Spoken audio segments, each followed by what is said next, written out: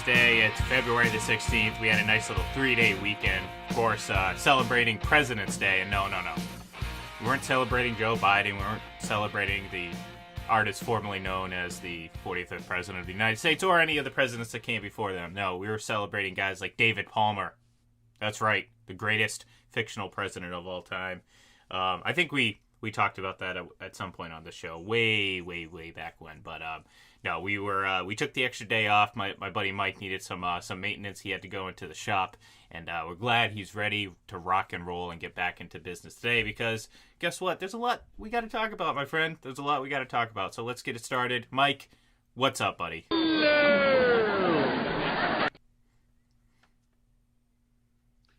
La, la, la. There we go. Okay. Glad to be back here with you, buddy. I'm always glad to be back here with you, bud. I was going to say, there was a slight delay there. I wasn't sure if you heard it or not.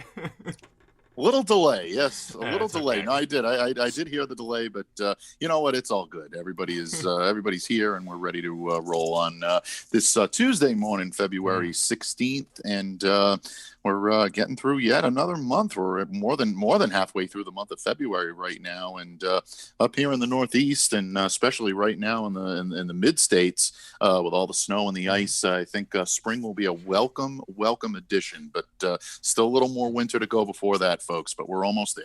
Yeah, speak for yourself. It was 80 degrees and sunny here yesterday, so I had quite the day. It was fantastic. Shut up. Actually. We don't want to hear about you. We don't want to hear about you and your beach exploits. You know what? I moved down here for this very purpose, and that was to rub it in the faces of all my friends that ever lived in the north and got snow while I was down here in the nice sun. And it's okay because it had been kind of chilly down here, relative to Florida. For the last month or so, and it just started to warm up the other day, and I'm kind of looking forward to it. It's almost shorts and beach weather, my friend. It's kind of nice. What'd you do this morning? Did you dig your car out? Is that what you said? Oh, actually, it's actually the car was glazed over with a light ice this morning, which was good. But thankfully, I don't have a commute right now, so it's going to kind of just melt on its own. The changeover has begun. It's raining here in the Northeast, so the temperatures are going to get above freezing, which means that it'll melt, and which is good. No clearing off or anything of that nature. But it has not been a fun month of February so far up here in the Northeast when it comes to weather. No question about it. Yeah.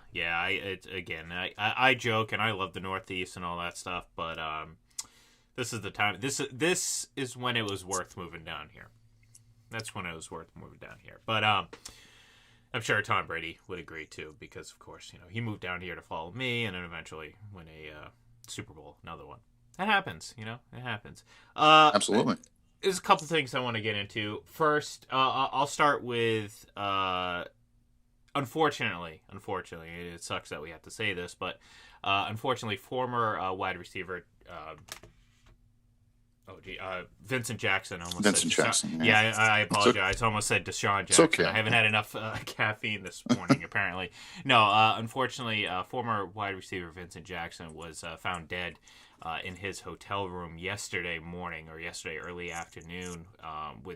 We're not quite sure the circumstances, but former Bucks and Chargers wide receiver, he was, there was some concern apparently from his family about his whereabouts within the last week. He was checked on. He was found to be okay.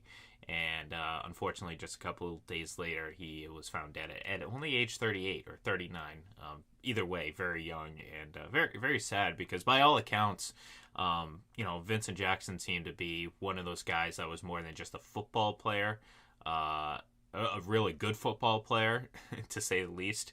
And he just seemed to be like a really good person. And the reaction of his former teammates and people he's worked with over the years certainly represent that. So definitely some sad news to start today. Didn't want to have to bring that up or bring up anything of that nature whenever we do these shows, but unfortunately it seems to happen. No, definitely, and it's been happening far too much lately, and scary when you lose people that are in their 30s, that are in I mean, last week we talked about Chris Westerling, and we talked about Therese Paler, and members of the media that had been lost. Athletes, sometimes we desensitize, I think, ourselves to some of the plight and some of the difficulties that they have to deal with on a daily basis. By all accounts, Vincent Jackson was, like you said, more than a football player, and you see that in the legacy that they leave behind, the impact they have on the community, things that they were able to do, people they were able to help, and lives they were able to touch. And even if they're here for a brief amount of time, that allows them to achieve a sense of immortality. And we don't know what the circumstances are behind Vincent's death. I encourage all of us, fans, media as well, wait until we hear all the facts before you start reporting things or saying things that may or may not end up being accurate. But a very good playing career as well. I think that a lot of people will overlook things in this type. I can tell you within the Chargers organization, having spent time in that organization and covering the Chargers, he was someone that they always held in high regard. They selected him in the second round of the 2005 draft. Still tied for 8th in franchise history for touchdown receptions at 37 and 10th in receiving yards for 4,754 with the Chargers.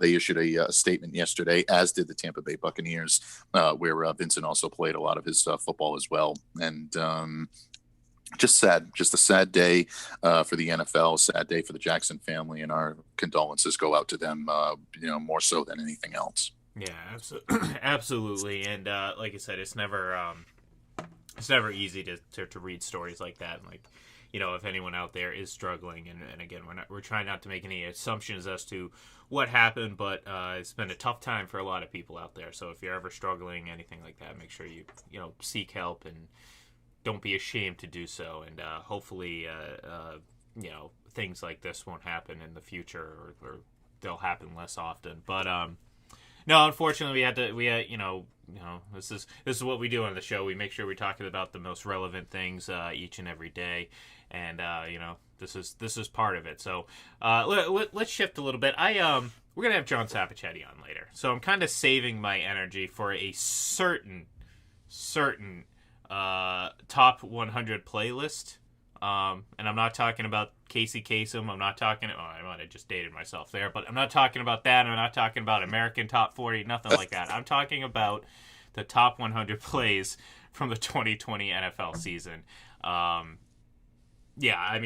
Perhaps at this point you can kind of assume where I'm going at with this, but you know what I did this weekend, and I know this maybe not be your thing. I know you're a big Cobra Kai. You know what I started doing this weekend? I finally started, and by this weekend, what did you do? What did I do? I finally started watching WandaVision. Yes, I know. It's been if you're obviously a Disney Plus person or a Marvel superhero world person, as is myself, I do enjoy the stories and the movies and all that stuff. It's one of the shows that they released, and I will say from the previews, it seemed like I was trying to figure out the concept. I was trying to figure out what I would enjoy about it. I've seen some very very consistent reaction from people on Twitter, and I don't seek this out. This is the hard thing about watching things now, is sometimes you just can't avoid spoilers. Back in the day, you could, if I missed, not that it ever happened, and I'm serious when I say this, I literally never missed an episode of 24 when it aired, when it happened. But say I did. You could go a week and not know and not learn about what happened. You wouldn't have to actively try to avoid that. Now you have to avoid sort of spoilers. But anyways, I saw a lot of, once you get past the first couple episodes, and I agree with that with a lot of shows. Sometimes you have to, I'm trying to think of shows that, within the first, either episode or first, 10 minutes, just, all of a sudden you're like, okay, this is it. This is what I'm doing. This is what I'm watching. Not every show is like that. I'd say Game of Thrones was like that. First scene, you get to, the whole white. From that point on, you're pretty much okay. I got to see what's going on. There's other shows that are like that. this one wasn't. Not to say the first couple episodes weren't good, but people are right, though. It definitely starts to pick up, and I'm actually finding myself to be very, very entertained and very enthralled by it. I'm not going to lie. Like I said, if it's your thing, I highly recommend it. If you're not like a big Marvel superhero person, then you're probably not going to enjoy it, which it makes sense. Why would you? I don't enjoy things I don't like. Well, makes sense, right, Mike? But absolutely, yeah. Yeah, so... Well, like I said, I haven't seen yet. I've been hearing great things about it. I have not indulged yet. I may have to, because I think that it'll be better than just rehashing Cobra Kai all the time. But no, I think it's we love Cobra Kai, my friend. We love it. You should. Well, you kind of have to, otherwise I might get very upset here. No, we don't want you to get upset. Go ahead. No, yeah, it was one of those things. It takes me so long to really get into anything new, and it's because I need to give it my undivided attention. And nowadays, I'm so used to multitasking whenever I'm watching anything. So, like, obviously, like, I'll sit there and I'll be doing work and I'm not paying attention. So what's the point of watching something new if you're not going to know what the hell's going on? So I finally made the plunge, and if people out there listening, if you were hesitant on it, I'd highly recommend it. It's been very entertaining so far. I did fall asleep last night, so I think I'm on... honestly, I have no idea what episode I'm on.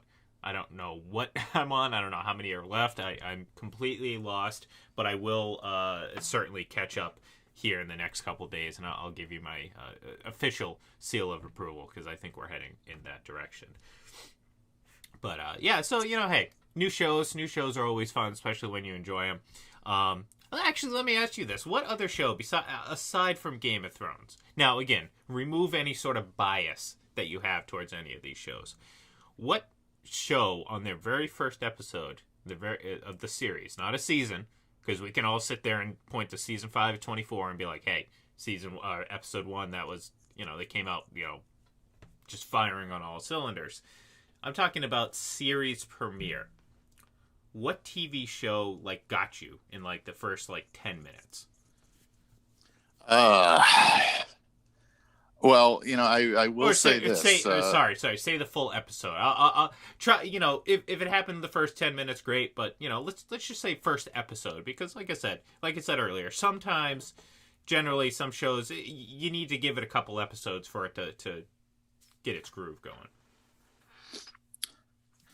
I'd probably go back. Probably the first one that I can remember is probably The Sopranos.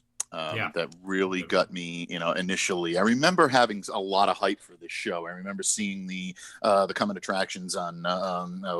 There's dating myself. The coming attractions. I remember seeing the trailers and the advertisements and the commercials on HBO, and I remember thinking to myself, they're either going to really nail this or they're really just going to completely screw this up.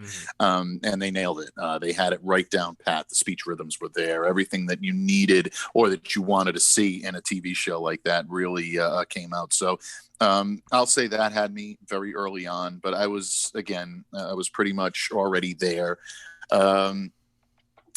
I want to say 24 and Cobra Kai, but I was already so engrossed that I was going to like those shows. Yeah. It was going to be hard to disappoint me. Obviously I'm a big fan of the Karate Kid. So when Cobra Kai came out, I was going to watch this no matter what. I was pleasantly surprised, because I think there's always an element of how stupid is this going to be? I have to check this out to see if it's a train wreck. But it wasn't. It didn't end up being a train wreck. It's cheesy. It's completely cheesy, but it's way over the top, but that's part of what makes it great. The 80s nostalgia is really, I think, what makes this show great. And I think the acting is better than people give it credit for. I don't think it's as bad as some people out there make it seem, that it's all nostalgia. I think there's some redeeming quality to it. 24, obviously, that show just was different than anything else at its time. A show that I tried to get into earlier that I wasn't really as into as I thought I was going to be, but rediscovered it after I renewed my Netflix subscription, was Designated Survivor.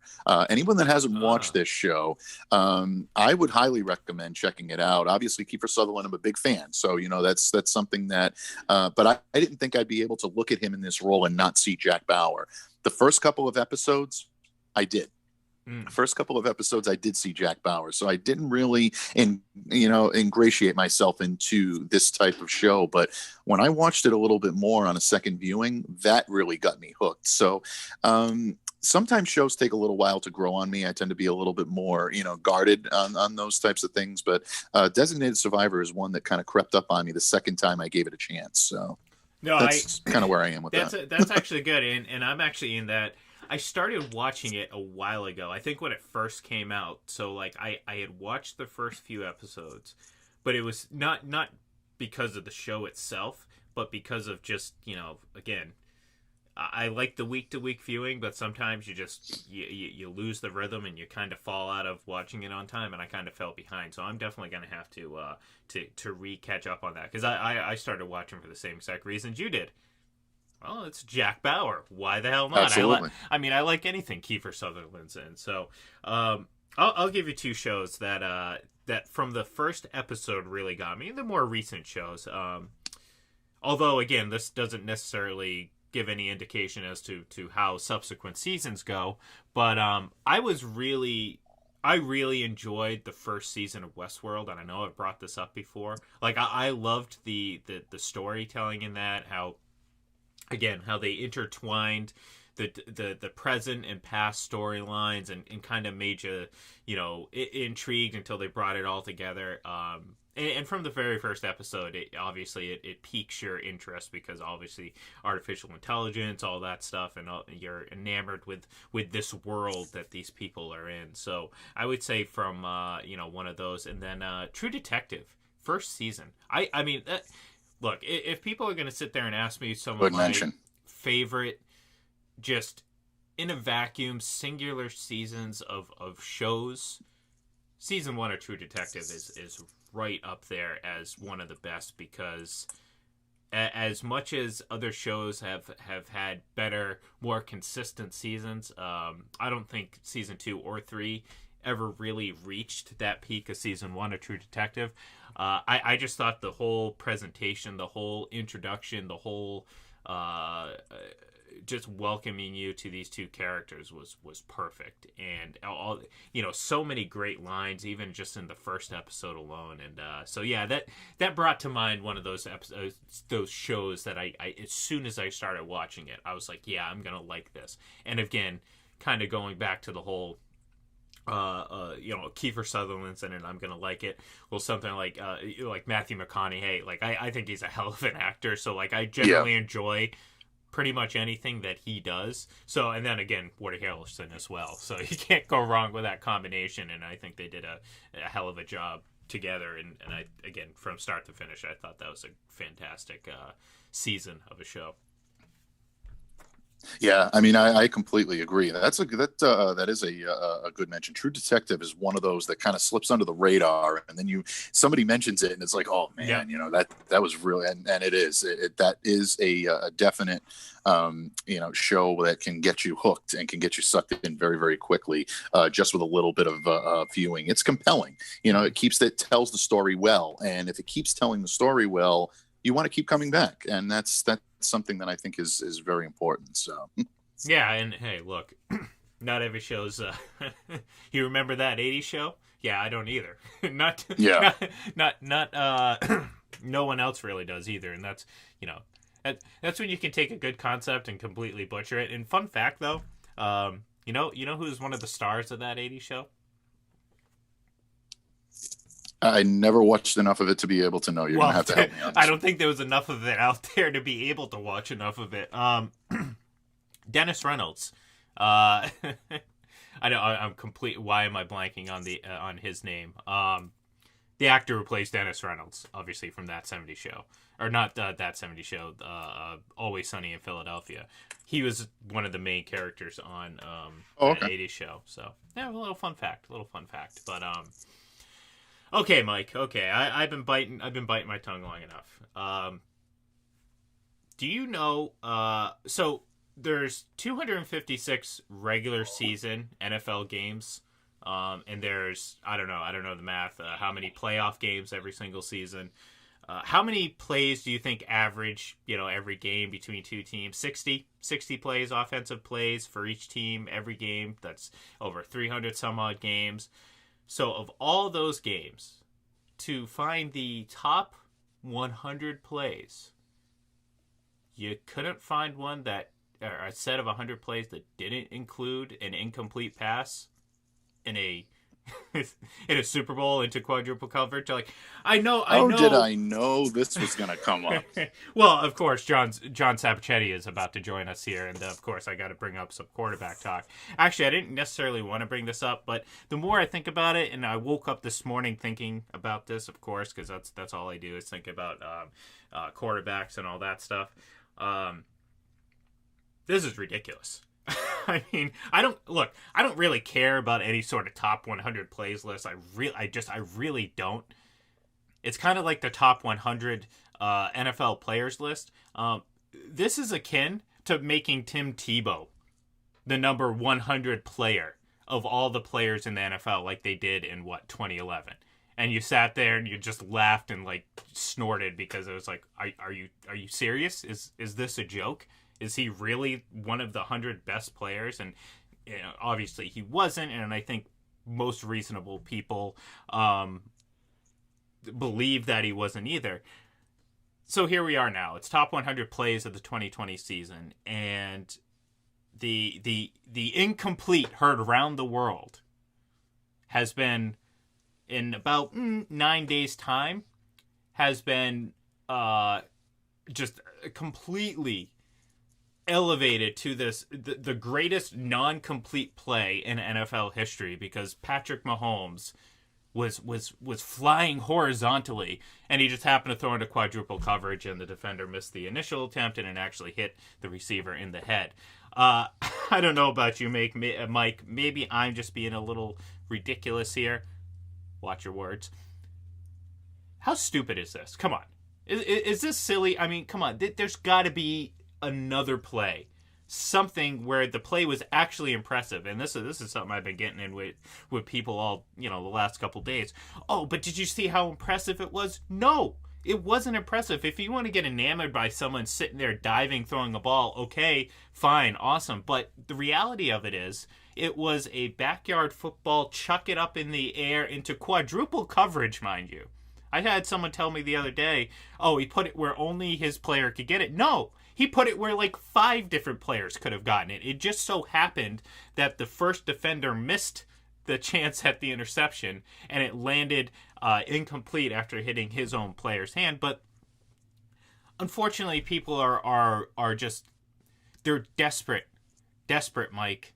They're desperate to find something positive about Patrick Mahomes' game in the Super Bowl, and this is what they land on: an incomplete pass that happened to be, quote unquote, one of the 100 best plays of the entire season. And I think that's ridiculous. So, hey John, how's it going, my friend? How you doing? Good, Mike. How are you? I didn't want to, interrupt Skip. I mean, I'm sorry, Ian Glendon on his soliloquy. Are you going to sit here and tell me that's a great play? No. I just think Ian didn't see my retweet where I posted, looking forward to joining the show to talk about anything except quarterbacks. There's a lot other things to talk about. Maybe I was going to do the Patriots roster. Yeah, I was going to avoid it. But sometimes you just can't, because, I mean, look, this is silly.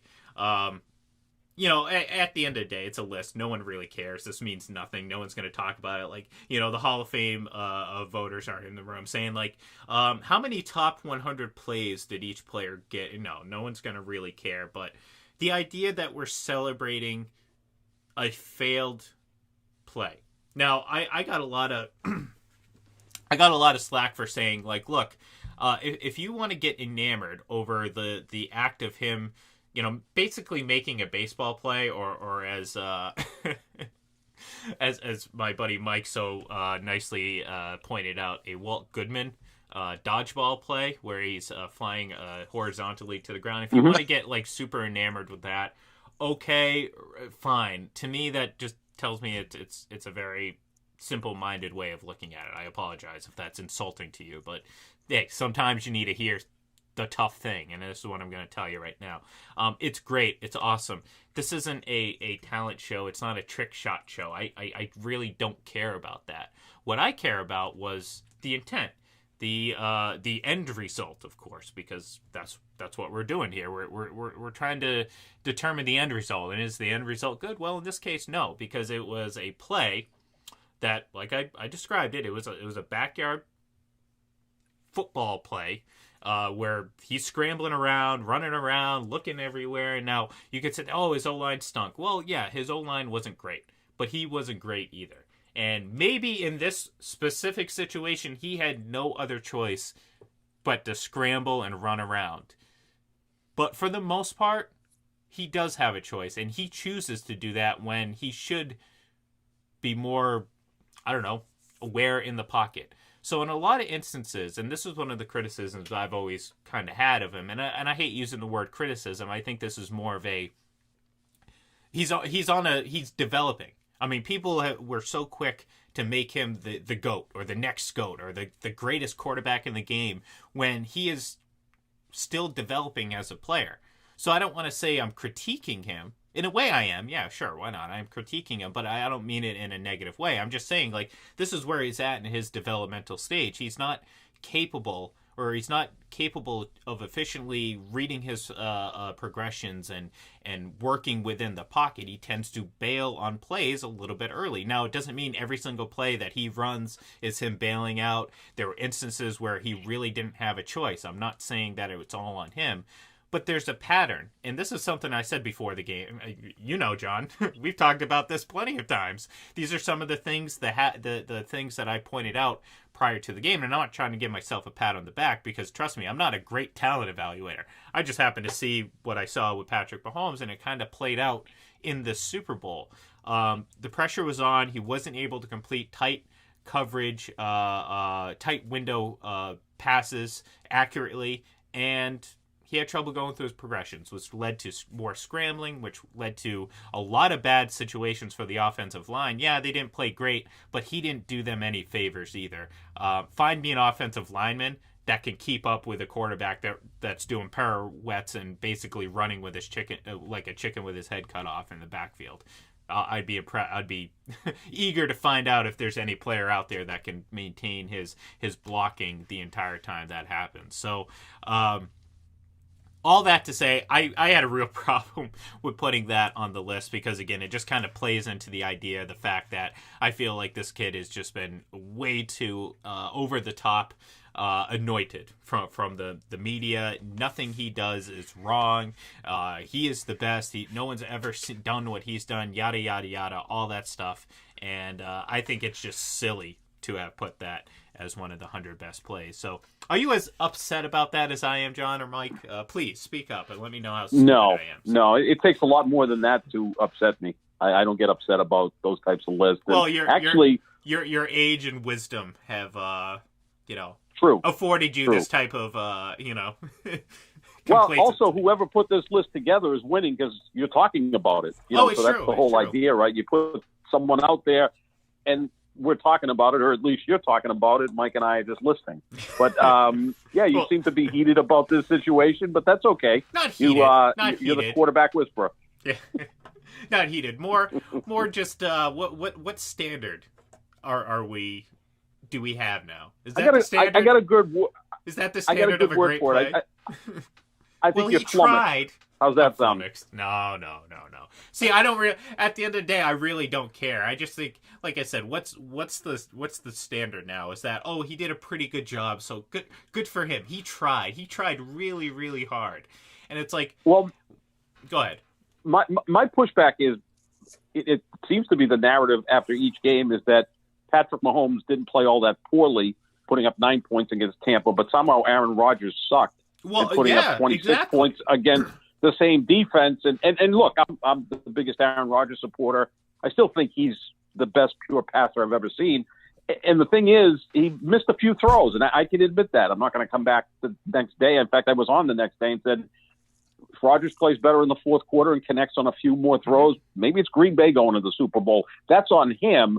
But that was the narrative. Oh, my God, he sucked in the fourth quarter, and he can't get through the championship game, and yada, yada, yada. Meanwhile, Patrick Mahomes was splendid, putting 9 points on the board. So that's my pushback there. But that's where we're at now. I mean, you look at the passer ratings against Tampa in the playoffs, it's not even close. Rodgers had a 100.6 passer rating. And again, that doesn't tell the entire story. Mahomes was in the 60s? And so was Drew Brees, and Tyler Heineke was even lower. Yes, I mean, the only quarterback that really played well against Tampa in the postseason was Aaron Rodgers, and came up short, and that's what happens.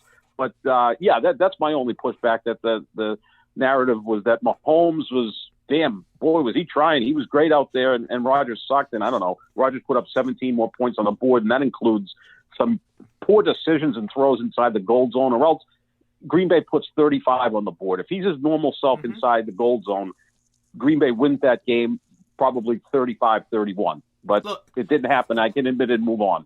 Yeah, and look, no one's saying that the Tampa defense didn't play great in the postseason. They really did. So, they were a cause of a lot of these problems. But you're right, though. I mean, it's how things are portrayed. I mean, Aaron Rodgers got ripped, and look, I criticized him, and he deserves some criticism. He didn't play. I did too. Well enough. I did too. And exactly.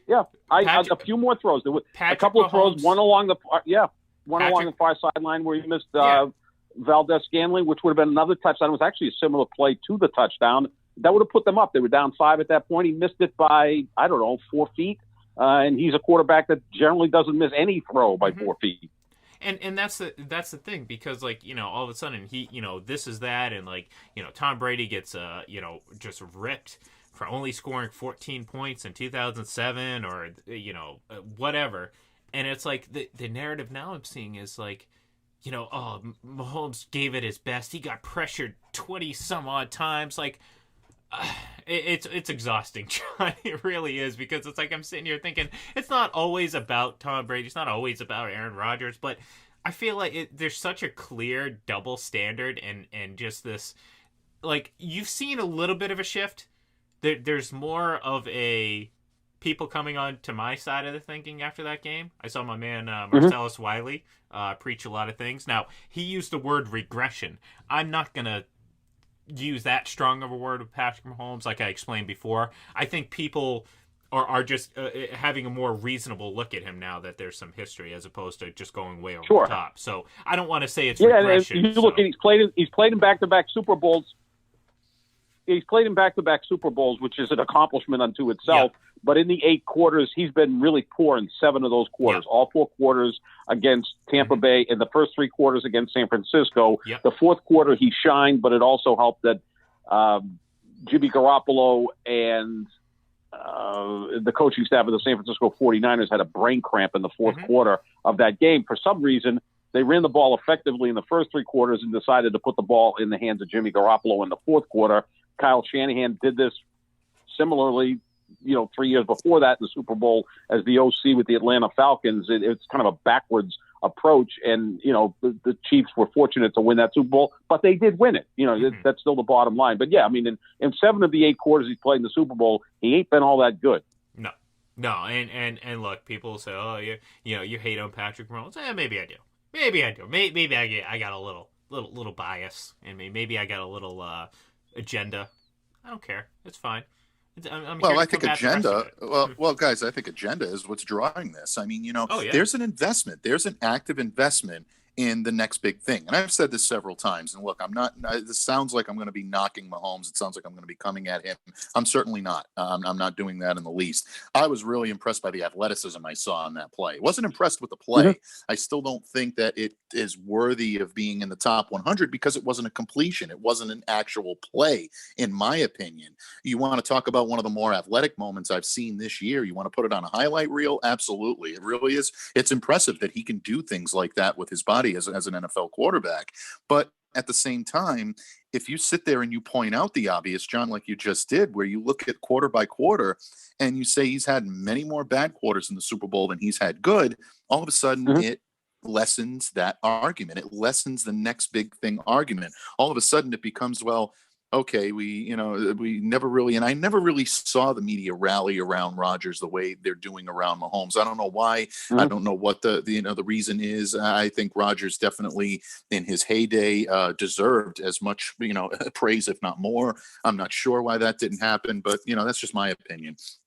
But if you don't push that narrative, now the next big thing, well, maybe Mahomes is a lot more human than we thought, not necessarily lessening his ability, but just acknowledging that he may be a little bit more human than we had originally thought. Now, all of a sudden, where does that next narrative come from? Now, what are we going to do? Now, are we going to really push that? So what do? We push the narrative that he didn't have the help. We push the narrative that he didn't have, the opportunities. He was pressured. He was this, kind of like you said, Ian. It's agenda based when it comes to that. So yeah, are they including this, knowing full well that there is a large chunk of the NFL fan base that is invested in the next 10 years of watching Patrick Mahomes play at an elite level? Absolutely. It feeds into it. It's a big part of it.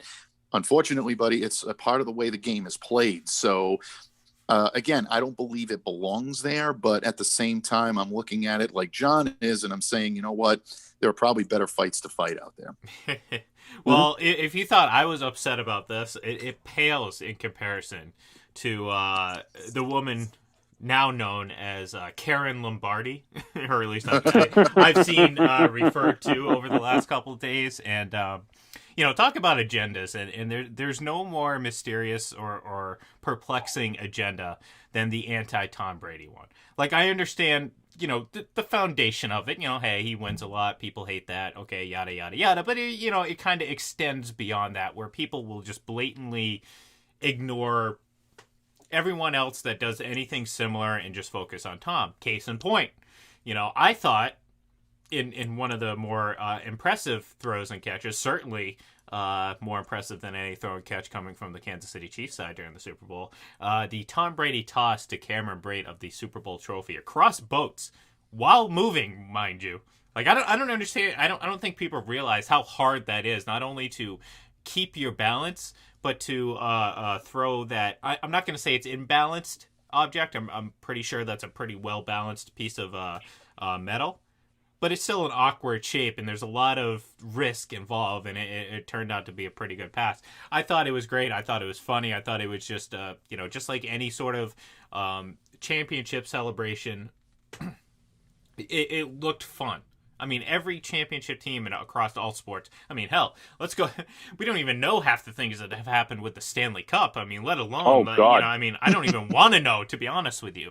But, so we laugh and we joke, and then all of a sudden, the daughter of the designer of the first one comes out and says she wishes Tom Brady would apologize for whatever. And I sit there and I laugh and I think, oh, haha, that's funny. And then I'm like, oh, God, why? Why are we even to this point? And I'm so glad people, for the most part, are mocking her. And she deserves to be mocked. Let's be honest. This is just completely just, I don't care how you feel at this point.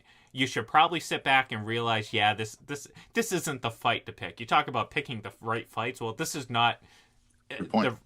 This isn't the one to pick for her, especially when it's like, and I've seen people point it out, it's like, were you upset when Gronk dented it, a couple years ago? Were you upset last year when Travis Kelce was doing a beer luge off of it? Like, it's so obvious that she just got up into a tizzy because of this. And I thought it was just really funny, the reaction. And two, I thought the whole act was just, it was great. It was fun. It was part of the celebration, so. Go ahead. Well, I think when you look at this, again, I tie these two athletes together, LeBron James and Tom Brady. And sorry if I sound like a broken record. When Brady does something, it gets magnified 100 times because he's Tom Brady, right? He and LeBron are the two best team sport athletes of the century, and it's not even close. So whatever he does, it becomes a polarizing topic. And I think the same thing happens with LeBron James. When the Lakers win another title in July, if he does something with the trophy, I'm sure there are going to be people that get offended because, oh my God, he's besmirching the Larry O'Brien trophy. And one thing, do not put that woman in Lombardi in the same sentence, Ian. Don't besmirch I know. The I great apologize. Lombardi, 'cause that is offensive to me and my good friend Mike. I mean, we're offended by that because actually Lombardi is one of my heroes. Not just as a football coach, he's one of my heroes because of what he did. Besides being a great football coach, he was so far ahead of his time on social injustices. It's incredible. Well, absolutely, John, and not to mention that trophy is handcrafted in Cumberland, Rhode Island, right in my backyard. I can see Cumberland from my house. I should be really, really devastated by all this. Well, this is amazing to me. I would say this. I only used the word Lombardi, and I hated using it too, but it was just because I saw it. Someone else tweet it, so I thought it was clever. Again, I couldn't remember her last name. I think her first name was what, Lorraine something. Was that right? Yes, it wasn't Lorraine Bracco. So, yeah. It was not Lorraine Bracco, that's for sure. No, it wasn't that. No. Okay, good. All right, just making sure. If you don't know what I'm talking about, go ahead, look it up. I dare you. Anyway, so yeah, I thought, look, I mean, the whole situation, and there were people out there, the usual suspects. Oh, Tom Brady's drunk. Tom Brady's this. I thought that endeared him to so many more people just to see him like that.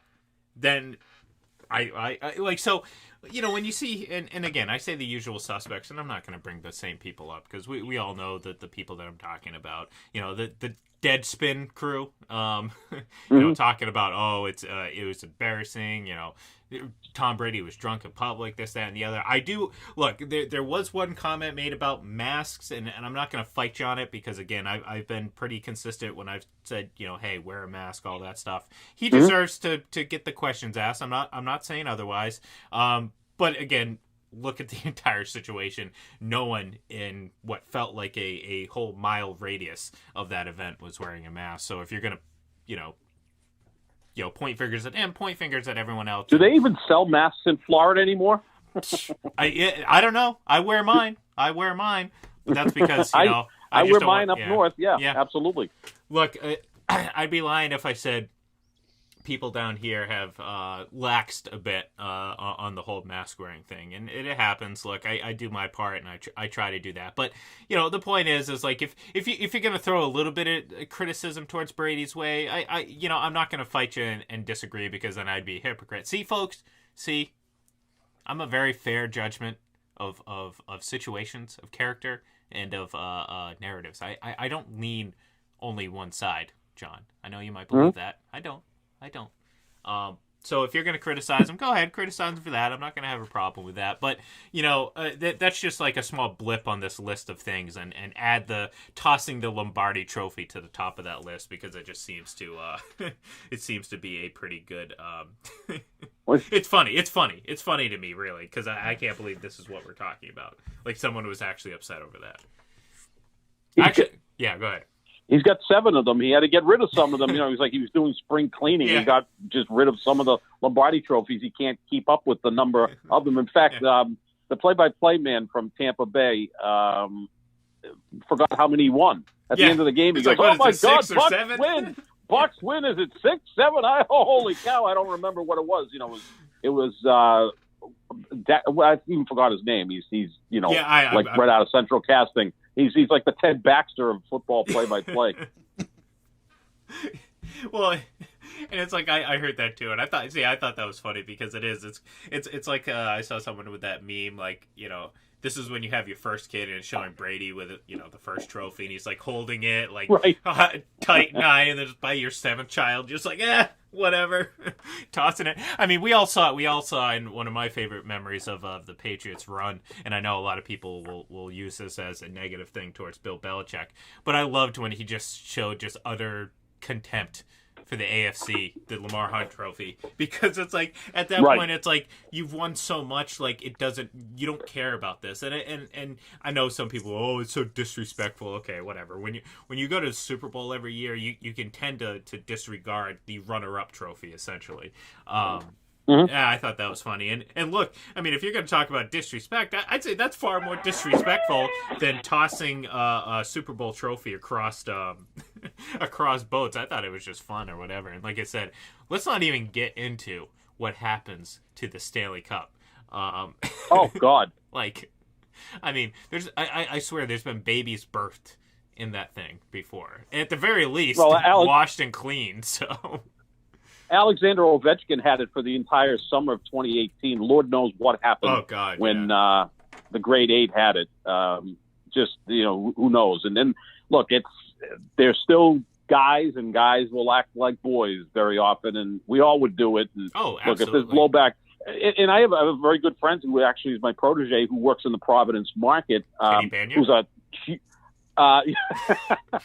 a huge New York. He's a New York Giants fan. He loves the New York Giants, and he still talks about how the Giants beat the Patriots twice. Not a fan of Tom Brady. He goes, I'm ordering a Brady shirt now after last Wednesday. He seemed more human then than he has in the last 20 years. Whereas he's out with the boys, he's having a couple of pops. I think that was more Brady of the first 4 or 5 years when he was here, dating Tara Reid and, drinking with the boys and eating meatball subs from the local deli. He wasn't into the TB12 bet, but he was kind of like a regular guy. Well, it's amazing and how many people, because, down here people are reacting to him being drunk, and I saw so many people saying like, oh, he probably just had like a what are those seltzer drinks now. Jeez, I'm completely blanking on it. What, a White Claw? Yeah, thank you, Mike. I know that's your drink of choice, but yes, absolutely. Yeah.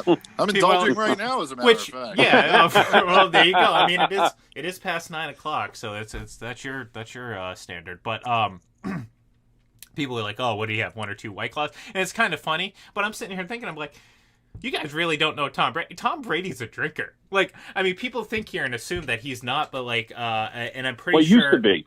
Well, he used to.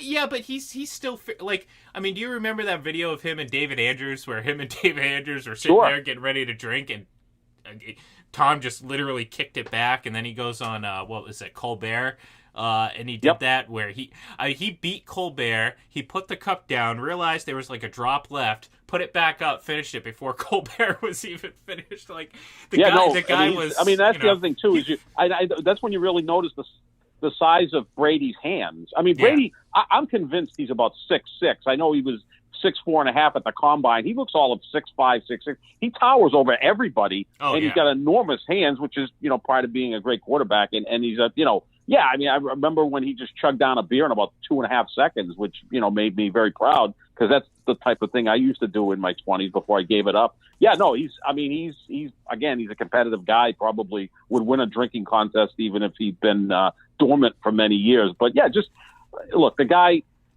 in his 21st year, actually, to do what he did. And this is probably the ultimate of the 7 Super Bowls, right? I mean, to do it in a new organization with a new team. Until he wins one next year, right? Until next year, then it's back-to-back with Tampa. I was joking that, he's going to go to the Lions and then their drought. And then after that, he'll go to the Browns and then their drought. A world tour, yeah. And then he'll go play baseball for the Cleveland Indians. And, they'll fix all the wrongs in all the sports. Oh, that would be great. I would sign up for that. That would be, I would love to experience my whole life just following him. I'd be a groupie more so than what I am now, and just follow him around as he breaks curse after curse after curse. So, John, I swear I didn't originally plan on spending the whole time on quarterbacks, because I thought, there'd be plenty of other stuff that for us to talk about. But someone had to go out and make a stupid list, and then some lady had to go complain. So guess what? Here we are talking about quarterbacks. So thanks once again for joining us. We love having you on here. We're going to have you on quite a bit. And as we get into this off season, we're going to have a little bit more basketball talk, a little bit more hockey talk, but we're also going to have a little bit more nonsense talk, meaning we're just going to talk about whatever the hell we feel like. So maybe we'll talk more movies, some more sitcoms, and music, all that fun stuff. So thank you, everyone. Sounds good to me. Oh yeah, hey, it's always fun time. It's always fun. So thank you, everyone, for listening. Give us a follow on Twitter at FPC Radio Live, at Full Press Radio. I'm at IGLEN31. Follow John. He's at JohnSap25. Just look for that nice, fancy little blue check mark. That's right, folks. Big time over here. And, of course, give Mike a follow at MDABATEFPC. Have a great day, and we will talk to you